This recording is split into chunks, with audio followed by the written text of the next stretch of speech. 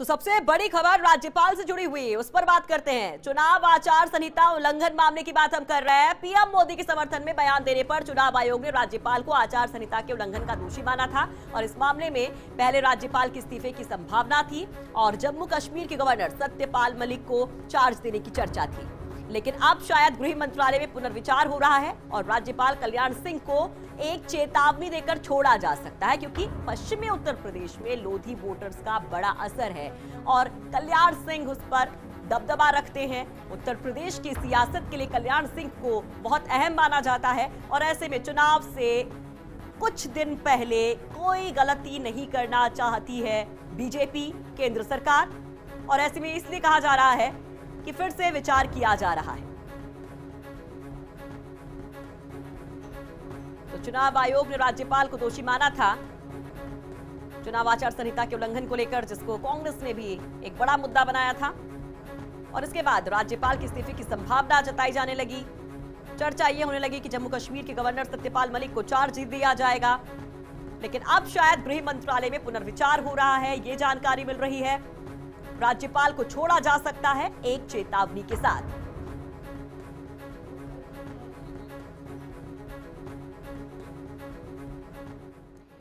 तो इस्तीफा या चेतावनी, राज्यपाल चुनाव आचार संहिता मामले की हम बात करते हैं तो इसमें कहा जा रहा है कि चुनाव आयोग ने जिस तरह से राज्यपाल को दोषी माना था, उसके बाद इस्तीफे की चर्चा हुई, लेकिन अब यह कहा जा रहा है कि चेतावनी देकर छोड़ा जा सकता है। पहले राज्यपाल के इस्तीफे की संभावना थी, जैसा हम आपको बता रहे थे कि जम्मू कश्मीर के गवर्नर सत्यपाल मलिक को चार्ज देने की बात भी सामने आ रही थी, लेकिन अब शायद गृह मंत्रालय में पुनर्विचार किया जा रहा है कि राज्यपाल को चेतावनी देकर छोड़ दिया जाए। और इसके पीछे भी पॉलिटिकल गुणाभाग जो है उसको एक बड़ा आधार माना जा रहा है। कहा जा रहा है कि अगर जातिगत वोटों को देखें तो वेस्टर्न यूपी में कल्याण सिंह का बड़ा दबदबा रहा है, लोधी वोट बैंक, और केवल वेस्टर्न यूपी ही नहीं बल्कि अगर उसके आगे आप जाइए तो इसका एक बड़ा परिणाम देखने को मिल सकता है। इसको बखूबी समझा जा रहा है कि चुनाव के पहले इन तमाम चीजों को देखते हुए, समझते हुए एक बीच का रास्ता निकाला जाए। उत्तर प्रदेश के मुख्यमंत्री रह चुके कल्याण सिंह और 2017 का जब विधानसभा चुनाव था तो उत्तर प्रदेश की सियासत में उनके फिर से एक्टिव होने की बात कही जा रही थी।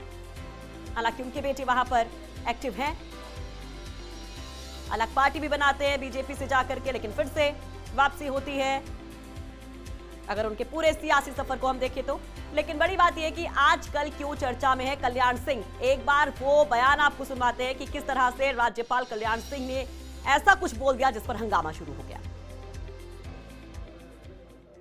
एक बार फिर से केंद्र में मोदी जी ही प्रधानमंत्री बने।